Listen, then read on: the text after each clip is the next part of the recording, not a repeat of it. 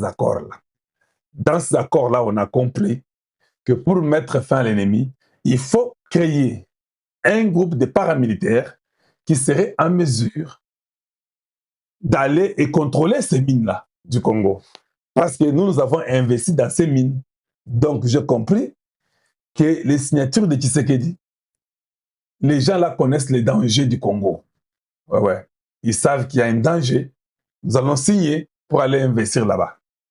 Ben, le Congo, avec eux, ils causent, ils se disent que non, il faut qu'on ait un 2500 à 3000 militaires américains, peut-être avec les Émirats arabes unis et le Congo, qui sont ensemble pour lutter contre ces gens-là. Donc, c'était juste une façon que les Américains voulaient entrer au Congo. Kadi Kagame wafu bwa chingani. Ha. Wafu bwa chingani. Et ce qui est étonnant, c'est pourquoi j'étais dans la joie de revenir le soir. Je me suis dit non, il faut que je revienne le soir pour parler à mes frères et sœurs. Être, ils n'ont pas compris ça. Il faut n'attendre avec mes propres mots. Je crois que ça va être beaucoup plus, ça sera beaucoup mieux que j'explique ça avec mes propres mots. Ce ne sont pas les mercenaires. Est-ce que Bolandanga? Ce ne sont pas les mercenaires. Ça sont les militaires américains et les militaires des Émirats arabes unis et les militaires du Congo vont faire un bloc de 2000 à 3000 personnes pour venir protéger les minerais du Congo. Nabitumba, technologie à la pointe. Je te pose la question. Les États-Unis savent que nous venons prendre ces minerais au Congo. Il envoie ses militaires pour aller... Ah non, tu sais que dit vous êtes l'homme le plus... Vous avez la chance incroyable. Incroyable. L'armée américaine prend les individus. Et puis, ils vont prendre encore les gens des Émirats arabes unis. Et puis, ils prennent du Congo, ils font l'élite. Ça sera fait à la fin du mois de mai. C'est juin ou mai? Juin, je crois. C'est le 30 juin, avant Ekoka. Équipe en Exalawana. Non, toute une question. Mais c'est une question que je pose. Hein. Quelles sont les armes que ces 3000 hommes, 2000 à 3000 hommes, vont amener dans les mines de Rubaya? Est-ce qu'ils vont sortir seulement les drones normales comme ça? Non. Ils ont tout. Et ils ont la technologie. Ça sera l'armée américaine. Ça ne sera pas un groupe de rebelles. Non. Si nous avons ces Américains qu'il y a les minéraux là où ils sont là-bas, ou à Walikale, ou à Goma, ou à Rutshuru, ou à Nirangongo, ou à Masisi, ou à Bunagana, ils sont cuits.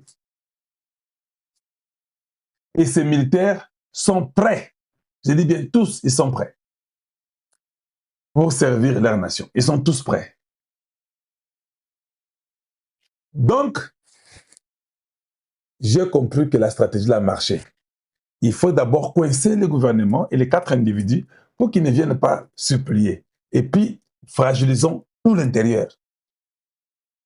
Maintenant, on va fragiliser Bina, Baruba et consorts. Dis-moi, où est-ce que vous aurez l'argent pour faire la guerre?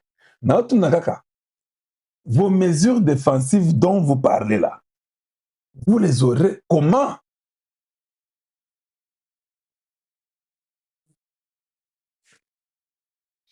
La question est posée. Comment est-ce que le Rwanda va s'en sortir? Ceux qui vous donnaient les moyens et l'argent, on bloque, on bloque. Ah, Obina, na Bina nanga. Et j'ai toujours dit aux gens, et je le répète, tant que ces gens prenaient les minéraux de nos mines, ils vont aller vendre et revenir avec d'autres armes pour tout faire avec leur plein Oyaba, Imatut, Yalukuta. Alors il faut profiter. Mais maintenant, ça devient compliqué. L'Émirat arabe uni a l'argent. Franc, il y a tout, moi, papa. Franc, il y a tout, mouni, mouni. Et vous mettez les États-Unis. Dans les États-Unis, ils viennent de faire une demande de 1,5 milliard pour leur budget de l'armée. Maintenant, dans ces 1,5 milliards-là, 1000 milliards, il y a une petite portion qui ira au Congo. Peut-être, vous avez peut-être 3,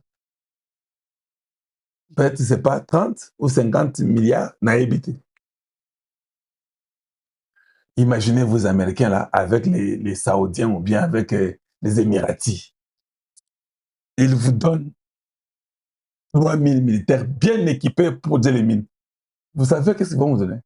Ils vont vous donner les bombes, ils vont vous donner les caméras, ils vont vous donner les drones. Hey. Nous sommes dans les bons. Je dis bien, nous sommes dans les bons. Kagame viendra un jour demander à Tshisekedi pardon. C'est ça que j'ai compris. Oh, Kalonji, menace aux Américains, mais attends quoi? Ne t'en fais pas. Pose la sanction et que ça puisse cuire. Tu sais, quand on vous met une pression, des fois, les Arabes fiers. Oh non, vous savez, il n'y a rien. Non, on va vivre comme ça. Oui, vous vivez un mois. Deuxième mois, tu sens. Il y a ça, tu essaies encore de vivre. Troisième mois, quatrième mois. Tout tarit. J'ai dit, tout tarit et c'est fini.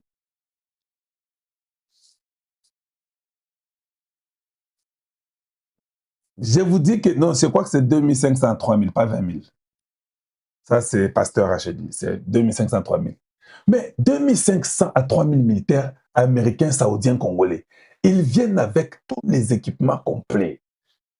Ils arrivent pour sécuriser toutes les mines du Congo. Papa, ah. Même Kagame lui-même s'est dit, hey, c'est fini, mon plan de voler le Congo est parti. Oui, son plan de voler le Congo est parti, il n'y a pas moyen. Tu vas voler comment? Dites-moi, avec ces gens-là, les paramilitaires là qu'on vous amène au Congo, tu vas voler. Comment tu vas faire? Dis-nous un peu.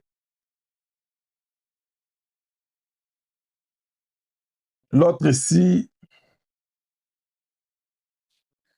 on dit Congo plans paramilitary unit for mines with US, UAE fundings. Donc, Émirats arabes unis et les États-Unis vont supporter le plan de mettre... C'est le plan congolais, ce n'est pas le plan américain. C'est le Congo qui est parti pour dire que notre Lembi Kagame, il faut qu'il n'est pas na bango. Ouais, ouais, il a dit ça.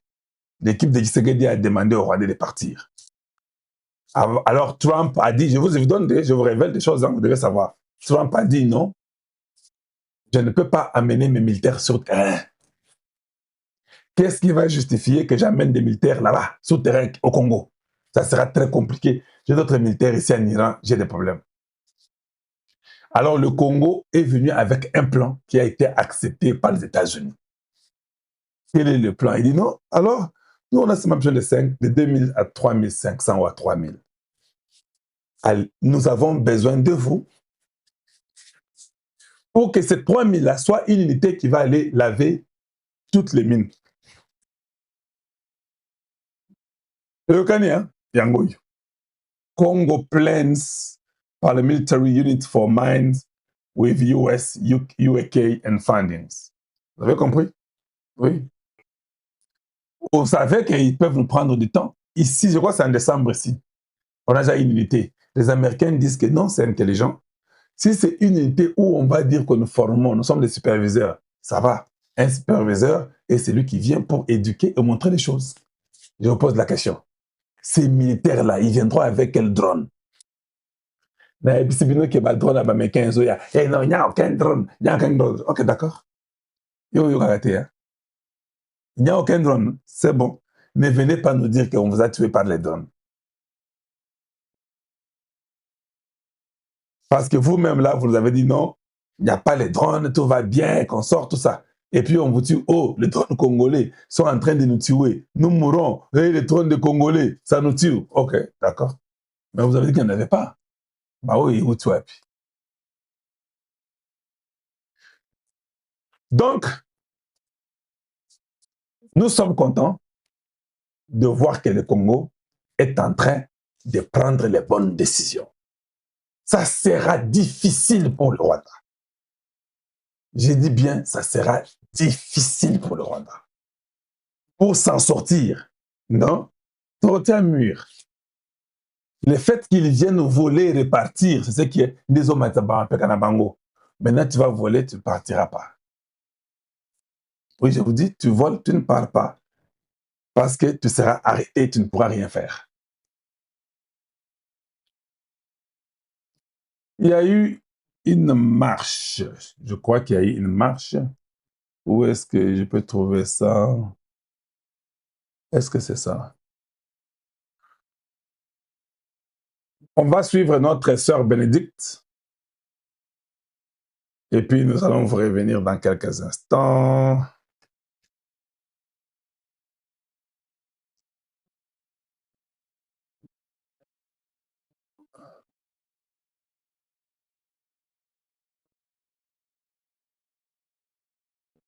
Un instant.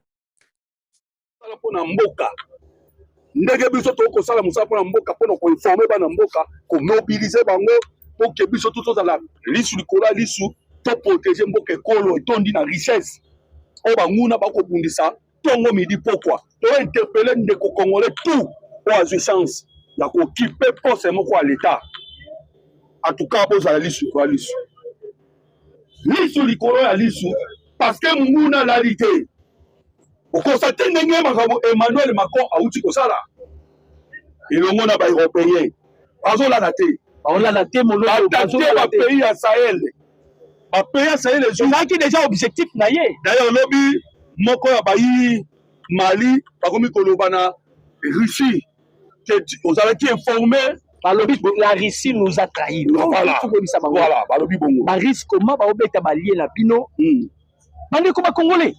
Bandeko bakongolais, nous allons na prison ya Ndolo, hein? Nous allons na prison ya Ndolo. Voilà. Oh, et qu'on puisse biso pe la réflexion makasi. Est-ce que réellement on doit continuer toujours à combattre la prison de Ndolo parce que Ndolo en soi, et ça la zone isolée. La zone Ndolo ça se trouve presque na bon marché non? Voilà. Na Barumbu. La commune ya Barumbu, c'est-à-dire il y a des gens là-bas. Parce que le bateau va profiter, parce que la carte est préparée. Et ça, le bateau va préparer. Bateau entre banani, bateau va s'attendre que nanga kuya. Voilà. Bandeko, et là, bateau va genaki, va goliath, va komilate, nanga kuya. Voilà. Il y a pas la union sacrée, union bololo. Il s'attendait que Tshisekedi ya kuya. Mais le coup là est simbité. Maintenant, dernier coup balimba meka, prison ya Ndolo. Voilà. Bandeko ba congolais. On a révélé, imaginez bato timbola lulu. Maintenant, si par malheur bazala qui détecté, sort la biso ngai kozala ndenge parce que bato wana soki babini, bazala lokola ba lion aussi bazoki. Ils peuvent tuer. Surtout que Kagame yamoko conscience en âme. Ayebi ke na komi déjà na suka. Voilà. Na komi na suka. Et mon loto. Pourquoi on cherche toujours Mwanga Chouchou? Pourquoi les Rwandais réclament de jour et nuit la libération de Mwanga Chouchou? Mwanga Chouchou qui dit qu'il est congolais. Mais il a été toujours réclamé par les Rwandais. Voilà. Na bino kombo Kabila ya quand même la ciment. Ya Mwanga Chouchou. Ya Mwanga Chouchou. Mutazana valeur na minito yo pa ya Paul Kagame lokola Mwanga Chouchou azate. Alors il faut que le gouvernement baluka Mwangashu a encore des secrets, il doit révéler. Oui, oui. Il faut CNES na CNC basala musala, on doit prendre Mwangashu ko betaya ta film na niveau qui mukolaza ko ta na courant. Mwangashu fait des choses, il doit fabimisa na munoko na ye. Voilà. Pourquoi on réclame Mwangashu à tel point que affaire déplacer ba président. Bandeko. Le président bazotambola po député Mwangashu. Voilà. Comment bauluka basala l'invasion mutu aliboso basibla kokimisa Mwangashu. Et puis Oyo, ils ont une énième tentative. Lorsque Bataka qui liboso prison à Makala, prison Ndolo pesa na catalyste. Mais tellement prison Ndolo ils ont na sécurité na Makala parce que azali na kati ya kotatoni. Et il pensait que Mwangashu a na Makala. Donc on a eu la facilité à frapper Makala pour une invasion. Nde au moment qui va frapper qui Makala, vous connaissez quand même la suite. Il y a Makambolika qui. Tant on va constater que na Makala Mwangashu azate nde au moment ba komi kotasko ba disposition. Bandeko ba komi na niveau tia kokene parce que bon marché ba mapango za aux alentours. Eza aux alentours. Bakena lupango moko. Kolanda na l'effort ale moroto. C'est qu'ils ont bazana président so ba pesa ba information. Et loko ezoko inquiéter les années de docteur. Yangwana to ko réclamer katang no subo ka to baka mutamba to baka pambati. C'est parce que tout le monde qui mutamba ayaki lokola appuyer le président Tshisekedi. Oui. Oui bien que ba arrestation salami. Bakanga ki bayi société. Oui. Mais des gardiens oyoya o bazali ko kenga lupango wana jusqu'à ce moment bazaka na prison. Ah tozoloba. Bazaka na prison. Mais il fallait qu'on fouine. Le président Tshisekedi Yemoko le baki que il faut fouiner dans le passé. Avec les cadavres dans le placard. Voilà. Ceux qui ont fouiné dans le passé, au komuna bazali kuna babatami lokola les banques na sa matiti. Nakata ino sacré bazali. Bazali. Et nous avons constaté que bazali pour la nini. Donc c'est ça encore répété en côté. Tangu mumuna zwaka Goma na Bukavu. Bango tout babatamaki. Batika imu kunzamboka. Batika mona ka champion Mbemba nde oya telemaki. Na biso. Ba ito telemaki. Mais ba ono tout kolobana babatamaki. Et pourquoi babatamaki? C'est ça le problème. C'est ça le problème. Donc ils ont voulu sauver leur peau. En d'autres termes, tout kolobake batravaillaka na munguna bazali. Donc il faut fouiner. Nde oloki procès Moutambe kendaki mbangu. Le président Tshisekedi vraiment il s'est senti seul. Mbangu ya kosakana te. D'ailleurs, na gauche comme à droite. Ezaki pendobo. Ezaki ndobo parce que la justice est indépendante. Voilà. Et que le chef de l'État, bien qu'il est le garant de la nation, il ne peut jamais sa même mise. La justice parce que l'indépendance c'est bandai kokodo il y avait pas les moyens nous toto beta sikuyo bikambu ya 20 000 hommes 20 000 hommes oui quand ici trouble na Rwanda voilà bandeko les Américains bazot ça 100 millions de dollars américains 100 millions bafanditi balobi skolo eloko toyebisaki bato mpona bamigre les Américains va préciser bien. Ce ne sont pas les Américains ou des Américains de Baoya. Ils vont faire les recrutements en République démocratique du Congo. Congolais. Paramilitaires. Paramilitaires, voilà. Mais ils seront accompagnés avec 5000 forces spéciales américaines. Voilà. Formés par Black Water. Papa. Nanga, oui, bah, on nager bien. Nanga, on nager. On nager. Oui, bah, on nager. Papa, nous n'avons jamais temps. À ça, la temps. Le rôle Kagame pensé, Kagame a créé calcul pour l'élection. Il y a mis mandat. Les Américains, non.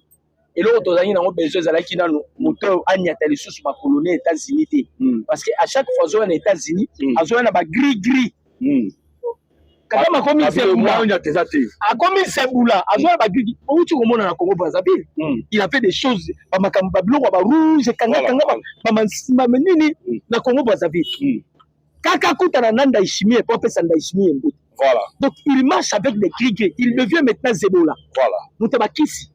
Américain ba bino. Quand on y a bandeko ba congolais que na moment oyo ba Black Water parce que déploiement ils ont déjà en décembre oyo. La date ya ngwana. Déploiement il y a 20 000 hommes. Premier lo ba pesa bango ba okita na décembre awa. Donc ba Black Water nde ba to former bango.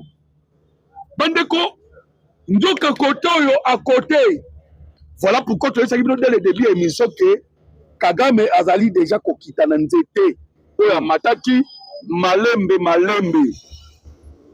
De l'autre côté Massad Boulos akendaki kotala le patron ya Africom. Donc tu as dit déjà que a Black Water ba ozala pour ba sécuriser ba site minier et Africom ya koya pour rétablir la paix par comment? Par la force. Boyokaki langage ya Africom. Bazalaki clair. Sans cacher. Sans embâche. Pour rétablir la paix par force. Alors, comme Congolais, boyoka sikoyo. Avant Africom, il y a qu'on rétablir la paix par force. Parce que lobby, Massad Boulos azaki na bango. Batike na sikoyo. James Swan Asanan Oaye Moussala. Le patron Monisco. Expertise. Voilà. Le patron Monisco, Moninga ya Donald Trump. Babi Osanan Oaye Moussala. Voilà pourquoi Tambolaki. A Tamboli, à Kebeni, accueilli na Goma, accueilli partout là-bas. Pas si insécurité Zali. Tina Ituri. Le patron ya Monisco à Lobi Boye. Natamboli partout. Naebisi ba M23 que na affaire.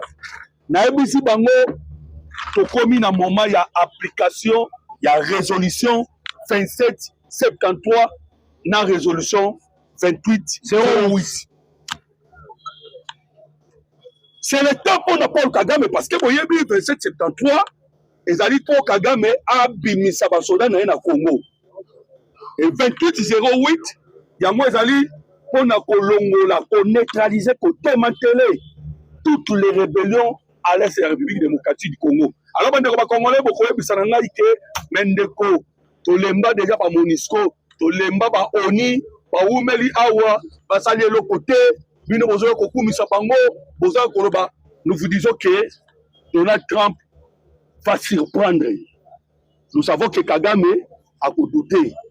Yango na bisi yo ke koto le 20 000 hommes bazali pour ba lukande nini ba sécuriser ba site minier y compris Rubaya. Et koto yo surtout Rubaya. Africom pe azali, Africom ona akoya ko rétablir la paix par force. Mais pour arriver là, le quoi 2773 les alliés pour na Rwanda 2808 les alliés pour na ba M23 batindi pour aluka l'application. Ce qui est application c'est salamité. Moto coopération moto pour na Paul Kagame. Moto na Ituri 11 sujets rwandais. Pardon, 11 sujets chinois et 3 Congolais arrêtés hier lundi pour l'exploitation illégale de minerais en territoire de Djougou, où ils sont installés depuis 2024. Lors de leur présentation ce mardi 28 avril 2026, le gouverneur militaire, lieutenant général Luboya Kachama, demande à la justice de punir sévèrement cette infiltration. 11 Chinois. Vous savez que les Chinois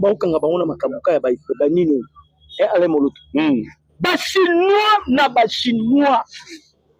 Et les gens qui sont na nini akei et pas ba mobondo. Voilà. Quand Eliezer a réussi à réunir ba mobondo, Eliezer a tout ni bango. Beaucoup ko sunga biso parce que ba ke kuta mobondo Na Minduki, les armes, Voilà. c'est comme si Arsenal ya Minduki. Nalobi Labino, Arsenal ya Minduki, c'est comme si Batandé qu'on préparait guerre. C'est-à-dire, Kabila Zala qui n'a pas carte sur Batandé qu'on préparait et il était sûr dans ma carte. Voilà. Eliezer a tout ni bango. Minduki Oyobozu ya Goro. Wapi. Oui, réponse ya Bamobondo. Bamobondo Balobi, c'est la Chine de Adotakabiso Minduki. Tala lisusu bakangi 11 Chinois. Donc les Chinois baya na Congo, bakomi na bango miyibi. Voilà. Surtout que bayebi minéré. Problème ezaka makambo Congo na biso minéré. Voilà. Ndenge Tshisekedi appelé bango clé bois parce qu'il y a eu les accords entre les États-Unis, les Émirats arabes unis et la République démocratique du Congo. C'est-à-dire là on a aussi écarté la Chine. Chine maintenant a tourné derrière Paul Kagame. Il faut que ça va congolais que dans les accords auto-signés, base nango ezali nini, ezali auto bengaka le chaîne d'approvisionnement. Et donc on a kaka les membres à tout type power. On a eu gérer États-Unis d'Amérique. Obama à cause ça qui biso. Oh non, nous allons chercher comment les chaînes d'approvisionnement ils allaient bien pour mettre fin à la rébellion. Mais de là, tu as paquet midi à 14h. Babika Keto, tu as 20 000 hommes pour te gérer les chaînes d'approvisionnement à côté des hommes de Blackwater. Nous, on est en train de bloquer l'exploitation illicite. Illicite. Exploitation à Moyibi, au monde va siger Rwanda, bazar la carte. Ba Congolais na ba Chinois. Voilà. 11 Congolais. Bande ko ba Congolais. Ndenge to loba. C'était tout un système, un réseau. Kagame lui-même déjà, il était le premier à dévoiler un pays au Wapi et contribuer vol à Rwanda à ce qui concerne le minerai critique ou stratégique. Voilà. Atteindre la biso Chine, atteindre la biso Hong Kong, atteindre la biso ba pays wana nyonso, atteindre la biso. L'une des raisons, c'est que d'atteindre qui gauche, atteindre droite. Il a commencé d'abord, il y a pour ça la réforme au sein de l'armée. Quand vous déjà infiltré Kibiso, à toi na ba qui na calcul. Ba ye ba kutani na ba mobutiste. Ba mobutiste ba lobi popo zo force. Faut aussi lisa tous les officiers congolais. Zaïrois quoi, congolais. Kabila bandi ko boma ba officier na biso moko simana moko. Moko simana moko. Kabila boma yete ye moko te. Toza clair to disabino. A complicité avec batu théâtre là ba musicien congolais. Voilà. De la même manière Mobutu faisait avec Luambo Makiadi. C'est de la même manière Kabila a utilisé le musicien pour la kosilisa ba officier. Voilà. Na 2013, Kabila a signé ordonnance présidentielle et si Kabila Boma qui armé. 500 officiers rwandais ba kotisi bango ba intégrer bango na armée na biso. Ba bandit ko ba voiture. Maintenant tous les officiers là bandeko Tshisekedi on dirait ça la majimelle. Voilà. Azo identifier bango moko simana moko. Moko simana moko. Voilà. Disposition de tout tiers, on est pour mettre fin. Disposition, il y a 20 000 bandekobas congolais. 20 000. 20 000 officiers. Na financement à 100 millions. Allez, mon autre. Nazo Ebisoke. Voilà. Jusque là, vous allez remarquer, après la revendication de Paul Kagame, Église catholique à Kangimono. D'ailleurs, Ambongo, comme si mon Kozamboka. Ambongo, alobi. Ake na bunya, na ituri. Na bunya. Voilà. Ambongo alobi. C'est ma toute première fois na yawa. Voilà. Akutani na aéroport. Tolobaki bato wana bako changer langage. Bako changer langage. Baboya, bandima. Comment bakomi kondima. Bako changer langage. Voilà. Déjà baza, vous savez que la Senko déjà affaibli. Très affaibli. Parce que Bakoma qui divisé. Divisé avec le SCC. Et l'autre pandi bango zanini. Constitution. Non, constitution. SCC a mon sous clarté. nzela bakende oyo na senko baocomprendre te bazomona ke basantika haine mpo oyo bango bazomona na oyo ndenge senko azokumba bango abi te oyo yango te oyo eza su évangile te. Voilà pourquoi basali marche en arrière. Ndeko docteur tobeta nanu lisolo ya mbutu oyo na minute oyo eza na Rwanda. Parce que bandeko bakongolais bakomi mwa moke kolemba kokanisa ke jusque là eloko esalami te. Tolobaki boye bandeko le choix ya mokonzi ya mboka ya kokende kopona États-Unis d'Amérique eza choix pamba te. Est-ce que bino boyoki déjà Russie pour sanctionner Algérie? Parce que Algérie a soutenu la rebelle à Touareg. On va kobundisa Mali, pas djihadiste. Donc d'ailleurs Russie pour sanctionner jamais. Mais on attend que le banabino ça flotte. Les États-Unis d'Amérique, le Rwanda, c'est un tout petit pays. Donc détruire, donc quoi ça? Kagame kala na minduki mibale. Toko bete munduki ya diplomatie et toko bete munduki ya économie.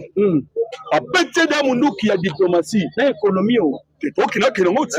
A bete da munduki ya diplomatie parce que toko lo Kagame a bete na yemoko Kagame moyanya teta si Amérique ya te. Baza déjà acte fiction diplomatique parce que ça des personnes non ingrata aux États-Unis d'Amérique. Il devient périmé. Voilà. Et là, ton koloba, ezaka yé mon côté. Na yé, na ba autorité tout ya Rwanda. Maintenant, ma conséquence est bandi kokoya. Na auto bengi frappe économique. Frappe économique bandeko nzala ekoti na Rwanda. Papa, nzala na niveau vous ne pouvez pas imaginer. À tel point que yé moko Kagame ayebisi population rwandaise ndenge bobutu alelaka comprenez mon émotion. Voilà pourquoi tu dis que Kagame est en train de vivre ces dernières heures parce que la population a condamné nzala wana te. Première action où il a dit qu'on courait le régime de Paul Kagame, c'est d'abord la montée. Il a pris un carburant. Oh, c'est multiplié déjà. Et Bomi Bango Mapé. Je vous dis, vie est commissaire na Rwanda à tel point que la souffrance est bandit combattre. C'est là où maintenant on commence à Outou, à côté les mains pour chasser Kagame. Et tout ça, nous Kagame n'est pas rwandais, c'est un Ougandais. Bah Outou, à côté les mains pour chasser maintenant Kagame. Ça c'était une stratégie américaine. Voilà pourquoi que Kagame a résisté devant les États-Unis d'Amérique. Donc, mais lui-même, il sait, vous savez que Kagame a l'obaka que Azana bunker na yatonga. So ba lookinga ina ba ta batama. Il sait déjà qu'il est à sa fin. Alors, voilà pourquoi tu as dit que la minute oyo na Rwanda ça chauffe. Dernièrement, Kagame a kangi plus de 5000 églises. Donc, comme Kobanga Banga, on dirait Kolomwane ko uta n'importe où. 5000 églises. Kagame a kangi. Voilà. Bande quoi, toujours le balabino. Kagame déjà a essoufflé. Périmé. Faut périmé. Un produit fini. Moi, dans ma force à Kagame, ils ont dit la France. Mais la France, on peut amener la paiement. Comme ça, c'est la France. Bon, on a un mais quand on a un soutien, on a un matériel, on a un Ukraine. Mais encore résister parce que la France, c'est un France qui nous a là. Tout ça, c'est la France. La France, c'est la France.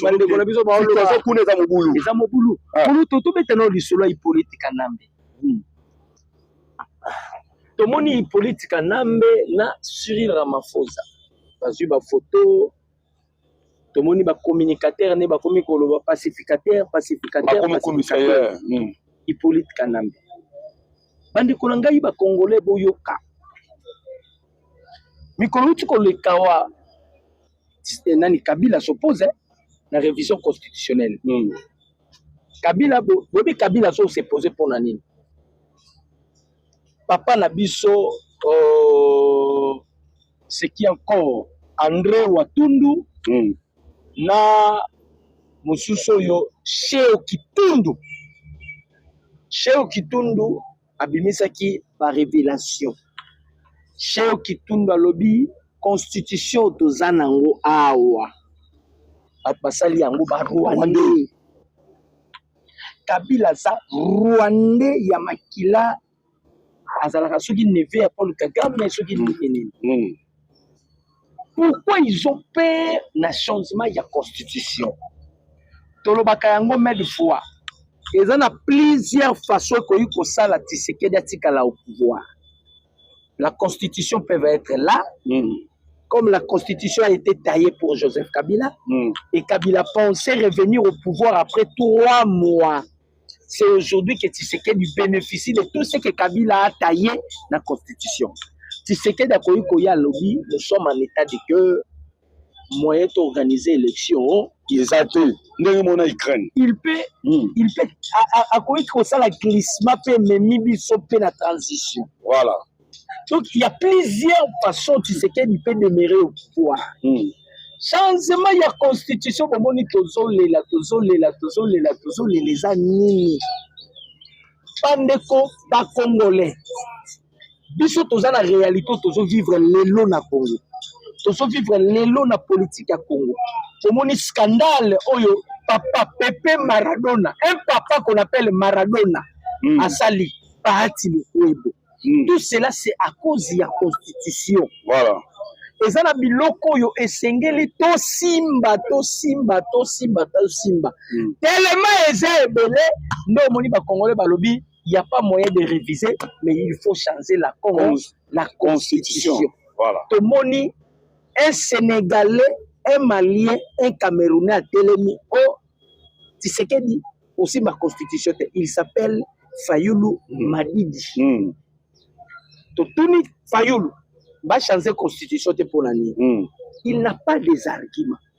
Les agressements. Nous sommes en guerre. Mais mandat président. Voilà. Tout ça en 2026. Voilà, 2026. Tshisekedi peut créer quelque chose parce que nous sommes en guerre. Voilà. A déclaré état de siège. Avant lui. Mais Tshisekedi a lobby soki na kei na tiki constitution oyo c'est comme si je n'ai rien fait. Même université à Tongo. Ça ne pèse pas. Quelque chose qui doit libérer le peuple congolais, c'est la constitution. Voilà. Maintenant, Joseph Kabila a accueilli par Ramaphosa, a plaidé pour que Batouana va va bloquer Tshisekedi pour que Tshisekedi a changé la constitution. Donc, il n'y a pas de belge. Je veux que Maxime Prévost va bébanina Kagame. Voilà. Tu as vu ça qui Maxime Prévost. Yombuto Zokote. Auto vendre sur même table. Tu dialoguer. Kagame a accusé Belgique. Voilà. Non, c'est Salema. Belgique a fait sa Burundi. Manduki. Belgique a préparé la Burundi. Baba est à coup d'état na Kigali. Baba Belgique va le lire. Papa Belgique va le lire. Et quand il y a bâché na bango te. Bâché na bango. Et ça bâché na bango. Bâché na bango. Tu as Belgique. Tu as na France. Na système ambela minu mi balé. Oui. Un mot baolia na bino. Un mot bazo attaquer bino. Tu as bango bien. Oui.